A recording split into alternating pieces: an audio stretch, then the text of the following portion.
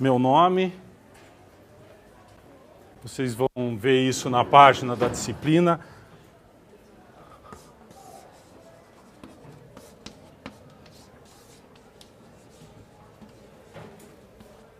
Renato Pedrosa, o pessoal já me conhece por Pedrosa.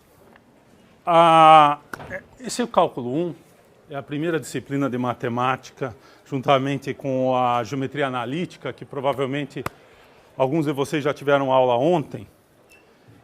E essas duas disciplinas preparam vocês para a continuação nas disciplinas de matemática. Eu gostaria de avisar logo que vocês vão perceber que a disciplina de cálculo ela é uma disciplina que usa intensivamente o que vocês aprenderam de matemática antes de entrar na universidade. A principal diferença que vocês vão sentir é um enfoque mais conceitual, mais estruturado e mais organizado da matemática e a velocidade.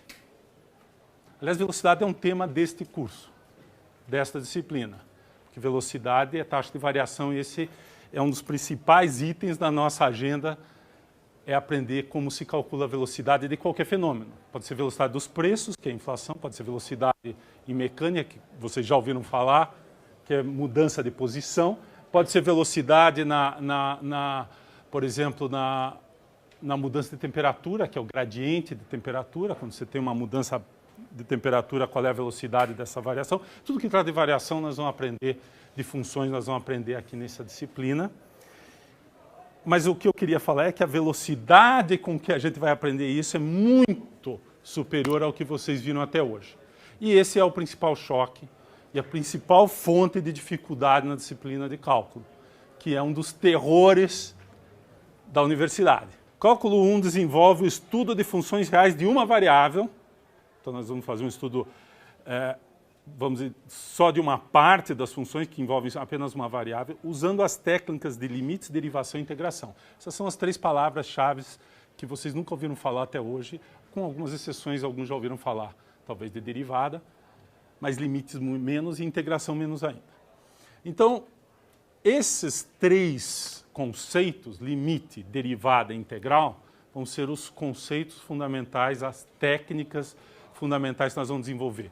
Mas o assunto do curso não é limite, derivada e integral, como às vezes as pessoas podem pensar. O assunto é o estudo de funções. Essas técnicas são apenas técnicas destinadas a entender o comportamento de funções. Este é o tema do curso. Então essa é a definição do curso em uma linha. Depois o livro-texto. Esse aqui é a 5ª edição, existe também a 6ª edição, que a capa acho que é verde, não me lembro direito, mas eles são praticamente o mesmo livro, com algumas modificações ou de organização ou nos exercícios, mas tudo isso está explicado bem em relação às edições na página da internet.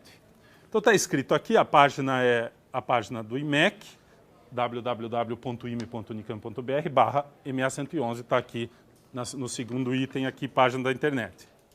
Muito bem. Cálculo 1. Então, o que eu falei para vocês é que cálculo 1 estuda funções. Então, o nosso objeto... Então, se a gente... Vamos escrever aqui.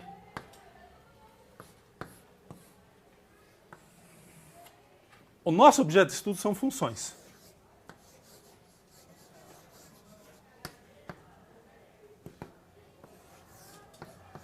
Agora, nós não vamos trabalhar com qualquer tipo de função. Então, nós vamos nos restringir às funções de uma variável real. E eu acho que todos vocês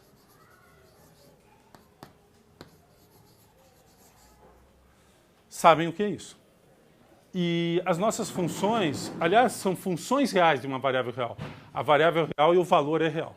É um número real, são números reais. O símbolo para números reais é esse aqui. Você já conhece. Conjunto dos números reais.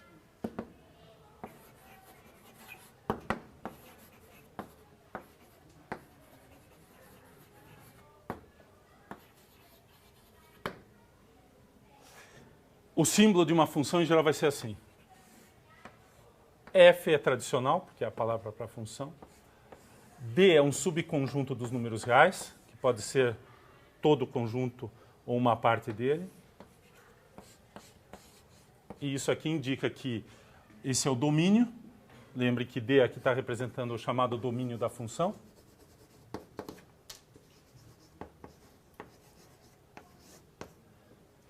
É o conjunto onde a função está definida, e ele é um subconjunto dos números reais. E essa flechinha indica que a função transforma números reais em números reais. A representação em geral para variável é... Eu vou fazer aqui. E ela é elevada no seu valor, que é f de x. Então essa é a representação. X é um elemento aqui de D, e f de x vai ser um número real. Esse aqui é clássico, bem tradicional, não estou falando nada novo para vocês. Mas nem toda a relação entre números reais é uma função. Qual que é a característica fundamental de uma função? O que diferencia, por exemplo, a função de uma relação do tipo menor? Dois números podem ser, esse é menor do que esse. Se a gente pensar que o segundo número é como se fosse a função do primeiro, você diz, mas não é, né? Porque tem muitos números menores do que outros muitos números, né?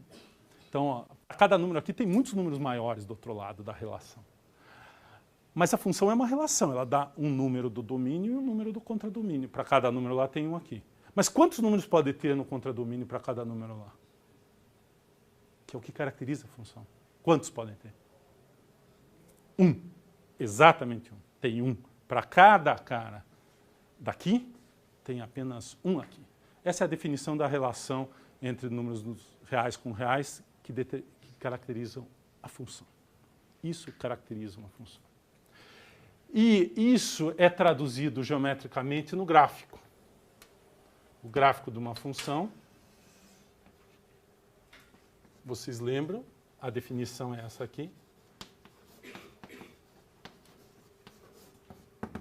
E eu já vou escrever uma notação aqui de conjunto.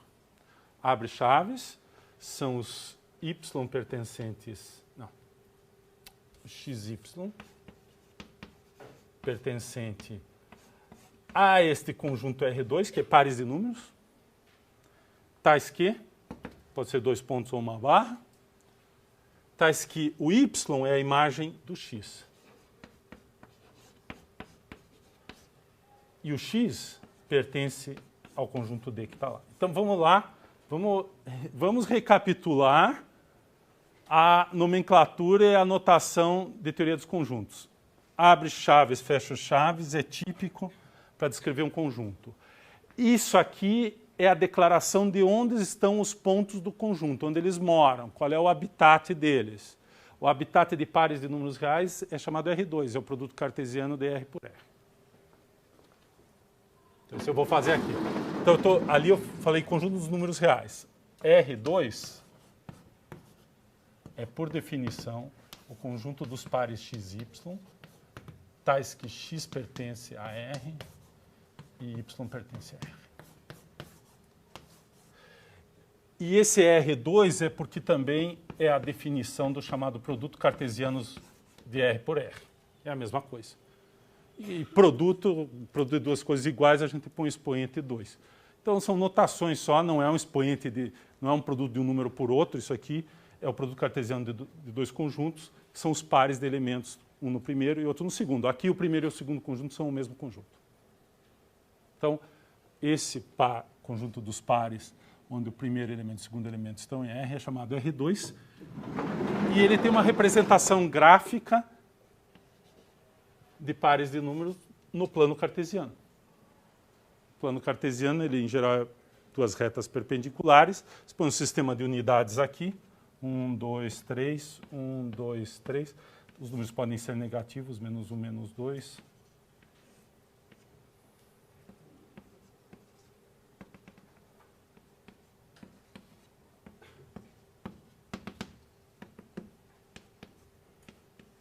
Então, o conjunto dos números pode ser descrito aqui. O que eu faço é, eu marco o valor de x nesta reta, o valor de y nessa reta, traçam as retas. Então, por exemplo, o ponto 3, 2 é esse ponto aqui.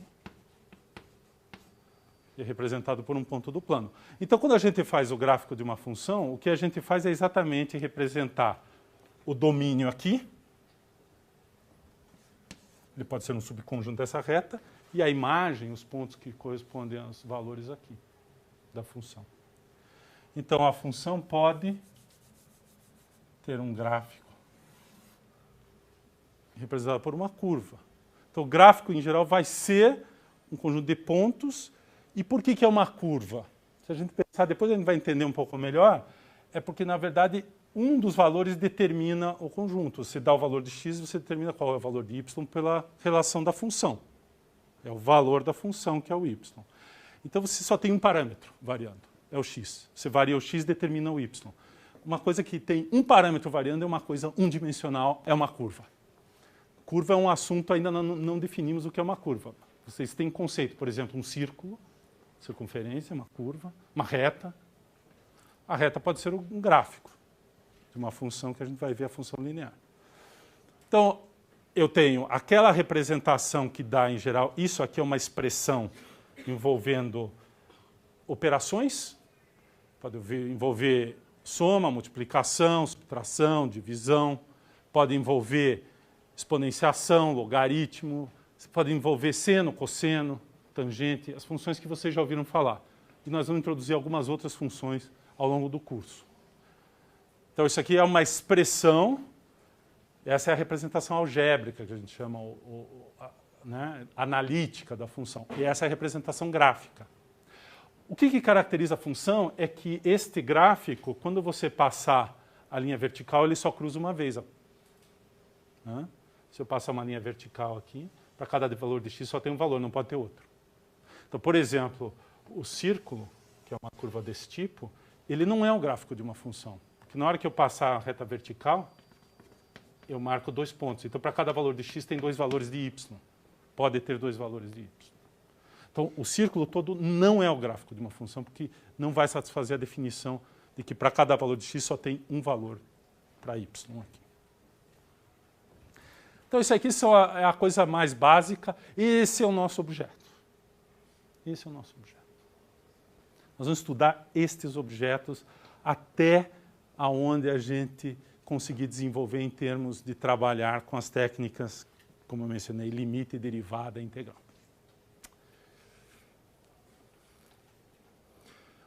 Vocês têm um dicionário de funções na cabeça. A função linear, que dá origem à reta, a parábola, que é a equação quadrática, segundo grau, seno, cosseno, tangente, talvez, cotangente, secante, cossecante, por aí vai. Logaritmo, exponencial. Mas cada uma dessas funções para vocês é uma função, é um objeto que tem, vamos dizer, uma vida individual e aparentemente eu trato cada caso um caso e eu não sei exatamente quais são as propriedades mais relevantes dessas funções. E qual a origem dessas funções? Por exemplo, qual é a origem da função logaritmo? Mas para que serve o logaritmo? Só serviu para vocês irem bem no vestibular, se caísse essa questão no vestibular. Mas a pergunta continua, para que serve o logaritmo? Vocês podem fazer uma pergunta, afinal, para que serve o seno e o cosseno? Que raio de função? Por que as pessoas se preocupam em aprender seno e cosseno? Né? Exponencial. Então, há razões tanto históricas, mas há razões metodológicas, conceituais, para que essas funções viraram objetos relevantes e que são estudados desde a educação básica, pelo menos do ensino médio. E vão ser os exemplos que nós vamos trabalhar intensivamente aqui, sobre eles. Porque eles primeiro fornecem um dicionário, um conjunto de objetos que vocês já conhecem. A enciclopédia de vocês de funções é limitada, mas já tem um conjunto bacana. E segundo, é porque a gente vai ver que estas funções, eventualmente, são aquelas que realmente têm muitas aplicações. Né? Muitas aplicações. Todo fenômeno periódico, ele pode basicamente ser representado por combinações de senos e cossenos. Isso é muito importante, porque que há muitos fenômenos periódicos. Se a gente tivesse uma visão que conseguisse perceber a frequência, a gente vai ver essas lâmpadas todas têm uma certa frequência, a corrente alternada tem uma certa frequência, né? Os 60 Hz é um fenômeno ondulatório e ele é descrito por senos e cossenos. E toda a eletricidade, basicamente, é representada por modelos ondulatórios, tanto a eletricidade como o magnetismo. Então, esse é um aspecto. Do ponto de vista, por exemplo, de crescimento de objetos na natureza, isso vale tanto para objetos vivos como inanimados na geologia, né? Acúmulo de depósitos, etc. É interessante que em muitos desses fenômenos a função exponencial joga um papel fundamental. Nós vamos entender depois por que a função exponencial é aquela que tem um conteúdo bacana, que descreve, por exemplo, como crescem populações de bactérias ou populações de animais, às vezes, e também como que ela se relaciona com objetos na área de geologia, na evolução, no desenvolvimento das rochas, etc. Uma outra área, ondas de choque, fundamentais em geologia, em geofísica. Ele é tão fundamental do ponto de vista do acidente natural, um tsunami, um terremoto, como ele é importante na hora de prospecção. Você, para achar petróleo, e todo mundo que faz geologia, uma das ideias é, eu vou trabalhar na Petrobras, certo? Eu vou, ou numa empresa de petróleo, porque esse é um grande negócio, e é mesmo. É um excelente emprego hoje em dia trabalhar na área de gás e petróleo. E toda a prospecção é feita com ondas de choque. Ondas de choque são descritas por dois tipos de fenômenos, ondulatórios e atenuação, porque você mede a distância, se você sabe o tipo de como deveria ser a atenuação quando você faz um choque aqui, como ele chega lá, você sabe qual é o tipo de material que tem entre esse ponto e aquele. E a atenuação é um fenômeno exponencial. Assim como a transmissão do calor para os mecânicos no motor, fenômeno que trabalha com exponencial. Então, né, e para o pessoal da engenharia de alimentos, calor é fundamental. Né? A gente sabe que o calor é... Na verdade, os engenheiros de alimentos eles trabalham em geral contra o calor. Né? Nós não queremos que os alimentos pereçam. Então, não podemos deixar os alimentos se aquecerem, porque a temperatura acelera os processos bioquímicos, biológicos que ocorrem nos alimentos. Então, por isso que a gente guarda as coisas na geladeira, porque ele acelera o processo de fermentação, de todos os processos, crescimento de bactérias, etc. Então, você vai cuidar para que não aconteça. Por isso tem a geladeira. Calor e resfriamento, que serve tanto para os mecânicos aqui, serve para os geólogos, porque o calor também é uma coisa importante na formação da Terra até hoje. A gente tem ilhas se formando e tem a ver com o calor no subsolo e as pressões que se formam. Como para os mecânicos e para os engenheiros de alimentos, calor é fundamental. E o calor ele tem, novamente, vários aspectos na sua descrição, na modelagem.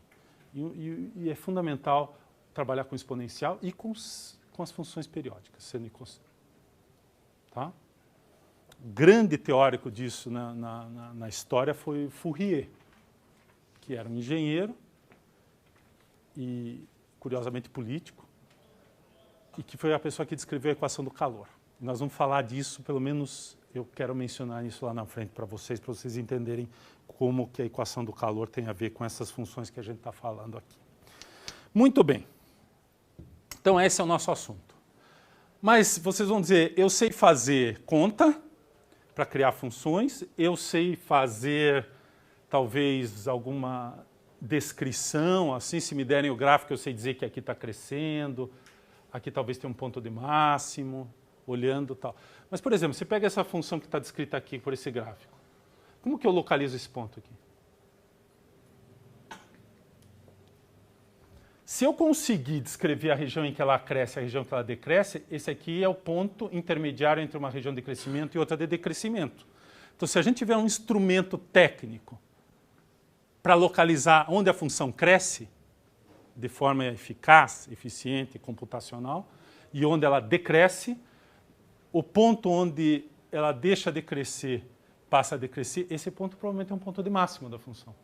E para que é importante saber onde a função é máxima? Porque vários processos a gente quer saber qual é a máxima temperatura que esse sistema vai atingir. será que o sistema vai aguentar a pressão? Qual é a máxima pressão que o sistema aguenta? Tudo isso é importante. Pode ser também o mínimo. Eu gostaria de ter um sistema produtivo que gastasse a menor quantidade de dinheiro ou de energia. Então eu quero achar o mínimo da função energia para o meu sistema. Então descrever máximos e mínimos, região de crescimento e decrescimento é uma coisa desejável. Hoje em dia vocês olham e dizem assim, eu calculo um ponto aqui, um ponto aqui. Se esse ponto for maior do que esse, eu sei que cresceu daqui para cá. Mas pode ser que tenha crescido e decrescido um monte de vezes antes de chegar aqui. Então eu não sei o que aconteceu no meio do caminho. Será que tem um jeito de localizar isso? Será que tem um jeito de dizer, garantir, nessa religião a função sempre cresce, independentemente do ponto? E isso é muito melhor do que ficar testando coisa, pondo no computador, olhando a figura. Porque a figura pode enganar. Eu olho essa figura assim, digo, essa função cresce aqui, mas talvez se eu ampliar bem aqui tem um zigue-zague que a gente não está vendo. Pode ter um ponto de mínimo, de máximo local num ponto ali, mas está tão comprimido isso aí, tão perto um do outro, que parece que passou reto. Por causa da escala. Então, precisa tomar cuidado que tanto métodos computacionais como métodos geométricos, gráficos, eles não são, às vezes, suficientes para detectar o que você quer detectar. Então, a gente precisa de métodos um pouco mais finos, mais conceituais. Isso é o cálculo. Isso é o cálculo. Então, vamos pensar um pouquinho na seguinte ideia. Vamos supor que essa função aqui mede uma variação de temperatura numa região. Isso aqui é uma barra, e isso aqui é a temperatura na barra. Eu quero saber onde cresce a temperatura. Então, o que eu posso fazer? Eu posso pôr um medidor num ponto e ficar olhando o que acontece nesse ponto ou no outro ponto. Mas será que não tem um jeito de analisar isso aqui? O que é essa diferença aqui? Essa diferença me diz assim, se eu andar aqui, eu sinto um crescimento de temperatura. Então vamos pensar assim, eu estou andando aqui e estou com um medidor na mão. Então eu vejo a temperatura subir, eu digo, opa, a temperatura está subindo nessa direção. Então, aquela ideia de marcar um ponto aqui e medir, diz assim, o crescimento médio daqui para cá é tal. Variação da temperatura sobre a variação de distância. A cada centímetro, em média, a temperatura cresceu 1 grau. Essa seria uma informação. Eu não sei exatamente o que aconteceu no meio do caminho. A temperatura pode ter subido e descido. Mas eu sei que daqui até ali subiu 10 graus e tem 10 metros. Então, por metro, subiu 1 grau em média. Essa é a temperatura. Vamos falar em distância. Eu vou daqui até lá. Quantos passos será que eu dou? Vamos ver.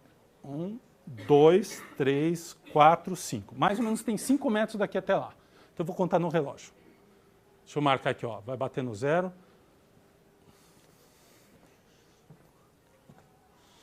E eu andei exatamente 5 segundos, 5 metros em 5 segundos. Então, quantos metros por segundo eu fiz? 5 metros em 5 segundos. Quantos metros por segundo? 1 metro por segundo. Essa foi a minha velocidade média, porque eu poderia ter feito isso. Ó.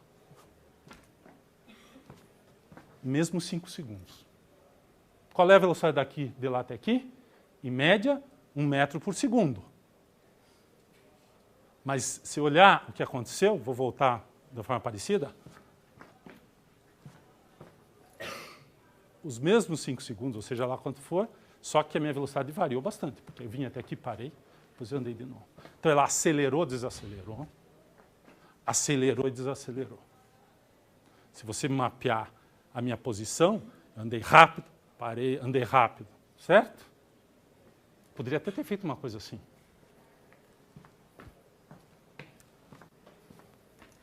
Mesmo 5 segundos. Na média, 1 metro por segundo. Mas certamente cada caso desse é um caso totalmente diferente. Mas então eu vou fazer o seguinte, em vez de eu medir o tempo todo, eu meço só daqui até aqui. Agora eu tenho esta velocidade média. Agora eu só vou medir daqui até aqui. Essa velocidade. Na verdade, até aqui. Então, eu olho o movimento, restringe a distância e divido pelo tempo. Vou diminuindo o intervalo de tempo e vendo a distância que eu andei. Se a gente pegar um trajeto e fizer isso num pedacinho, só para não parar e andar, cada vez eu reduzo, pego o intervalo daqui até aqui, Veja quanto tempo demorou. Divido. Essa é a velocidade média aqui. Vou diminuindo, diminuindo, diminuindo. O que acontece se eu dividir por um intervalo de tempo muito pequeno, que vai ser um intervalo de distância muito pequeno? O que eu vou estar medindo?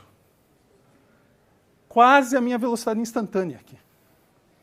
Ainda é uma velocidade média, porque é uma distância pequena dividida por um tempo pequeno. Ainda é uma velocidade média. Mas já mede muito proximamente qual foi a minha velocidade nesse trechinho aqui. Então, este conceito,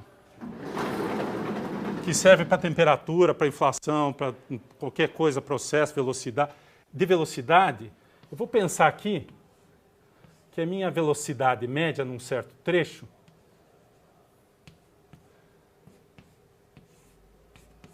é um intervalo na distância dividido pelo tempo. Então, quando eu... Delta significa um intervalo de tempo, T2 menos T1. Então, eu andei no intervalo de T1 até T2, que eu marquei aqui, na minha reta de tempo, eu andei uma certa distância. Eu ando aqui está o eixo da distância, eu andei daqui até aqui. Eu estava aqui e eu andei até aqui. Bom, o que aconteceu daqui até aqui eu não sei, pode ter acontecido um monte de coisa. Mas eu sei que eu estava, nesse instante, eu estava nessa posição, e nesse instante eu estava nessa posição. A velocidade média é isso aqui. O que é isso aqui geometricamente? Esse aqui é o ΔT, e esse aqui é o ΔX. O que é ΔX sobre ΔT? Tadã! Fazer colorido, né? Fica mais bonito. Tangente do quê? Esse triângulo retângulo. ΔX dividido por ΔT é o quê? Tangente de quem? Deste ângulo.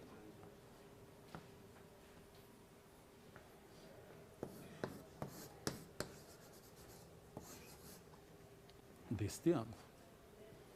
Tem esse triângulo retângulo. Cateto oposto sobre cateto adjacente. Esses são os nomes, né, técnicos. Cateto oposto sobre cateto adjacente, tangente desse ângulo. Função trigonométrica apareceu aqui. Conhecida de vocês. Só que não está falando de velocidade, né? Agora falou, apareceu a tangente. É a inclinação desse segmento de reta aqui, chamada tradicional inclinação. Se for escrever a equação da reta, que vocês sabem, nós vamos voltar a falar disso. É a inclinação da reta. Muito bem. Eu reduzo o intervalo de tempo. Em vez de ir até T1 até T2, eu vou de T1 até T1 metade do caminho.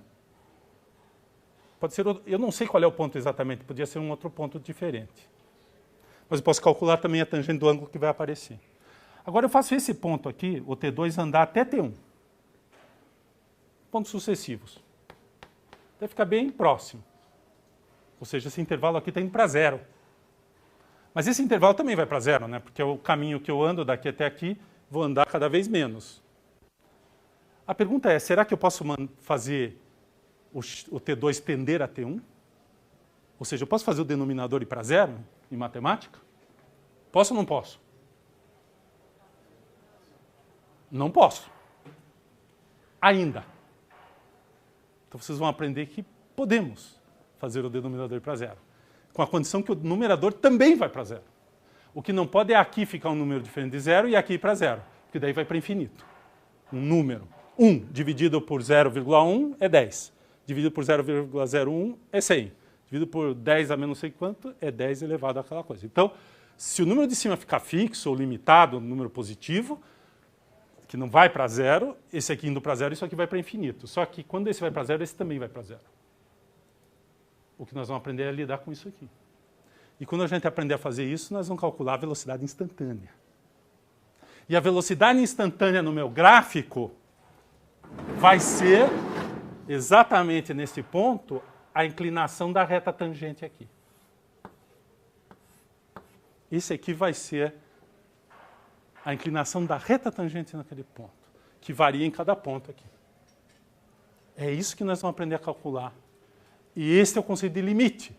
Limite é quando a gente, nesse caso, é quando a gente fizer isso aqui para zero, em cima vai para zero. Nós vamos mostrar que, em muitos casos, e no caso de velocidade, no mundo real, no mundo da física, dá um número real, esse limite. Esse quociente 0 sobre 0, a gente chama indeterminação, antes de aprender a calcular. Depois que a gente calcular, a gente vai chamar de limite. E ele vai ter um número bem definido em muitos casos. Em particular, conceito de função, de limite de função. Então, quando a gente conseguir fazer isso, basicamente o que a gente está medindo é essa inclinação instantânea aqui. É a reta tangente, a inclinação da reta tangente. Então, por exemplo, esse ponto aqui que é um ponto de máximo, qual vai ser a inclinação da reta num ponto de máximo ou de mínimo? Ela é horizontal, né? Ela não está nem crescendo nem decrescendo. Então, a inclinação ali deve ser 0. Ou seja, esse limite é 0. Essa é uma forma de calcular o máximo e o mínimo. É procurar os números onde este limite dá 0. Como é que a gente chama esse limite? Esse limite vai ter um nome especial. Ele é a derivada da função naquele ponto. Então, derivada é exatamente isso. Já contei toda a história de metade do curso para vocês. Só que vocês não têm a menor ideia nem como calcula e nem de onde vêm as coisas, certo? Mas essa é a primeira metade do curso. É aprender a calcular a derivada, que é a inclinação da reta tangente a um gráfico qualquer, de uma função qualquer, não só daquelas tradicionais que vocês já conhecem. Nós vamos poder calcular em cada ponto de uma função, que eu tenho uma expressão algébrica aqui, a derivada, que é a inclinação da função da tangente ao gráfico neste ponto, naquele ponto, etc. Né? Usando aqui o projetor, depois nós vamos fazer algumas simulações, algumas coisas bacanas para ficar mais fácil de vocês entenderem. Mas, conceitualmente, na verdade, é relativamente simples a ideia, mas é uma ideia muito revolucionária. Então, deixa eu contar para vocês que essa ideia de dividir por 0 quando em cima também vai para 0, né, essa ideia de limite, demorou muito tempo para acontecer na história da ciência e da matemática.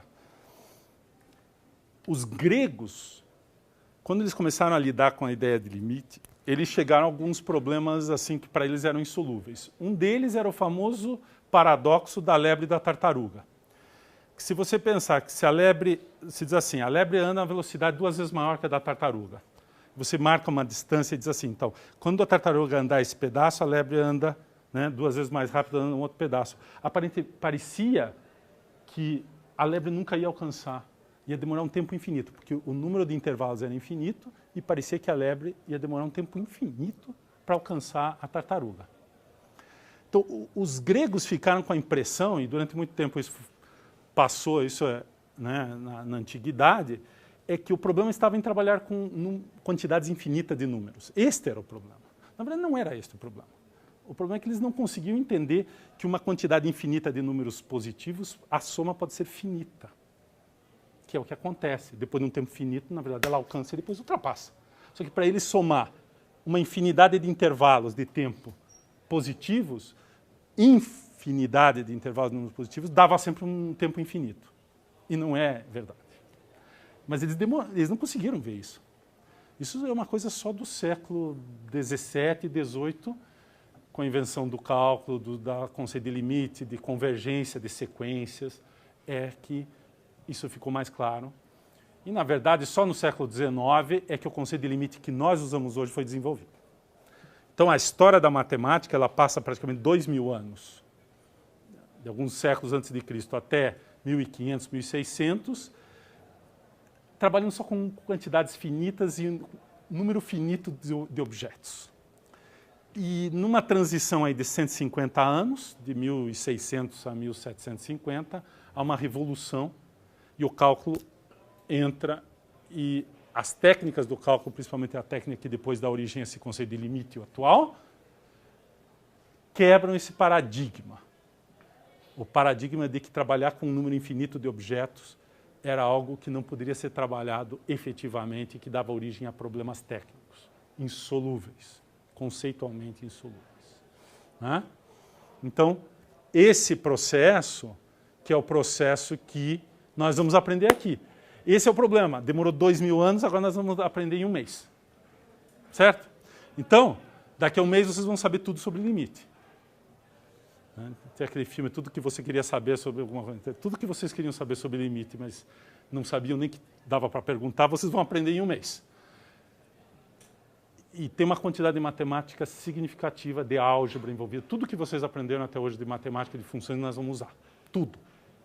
É isso que eu queria chamar a atenção, porque nós vamos trabalhar muito com simplificação e manipulação algébrica de expressões que envolvem quocientes, a álgebra, etc. Funções conhecidas.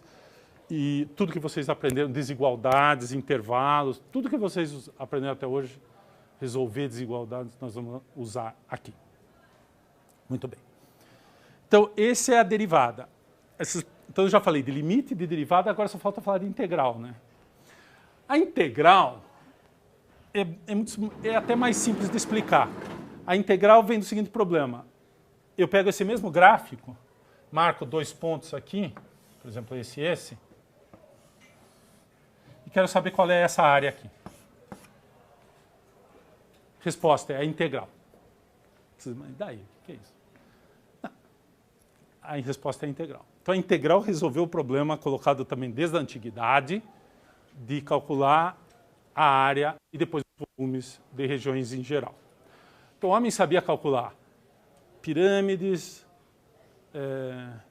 alguns sólidos regulares, o volume, né, cubo, etc., cilindros.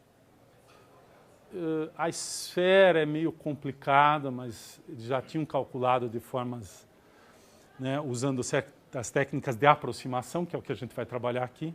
Mas uma figura em geral como essa aqui, eles não tinham a técnica para calcular, e a técnica, novamente, vem do limite.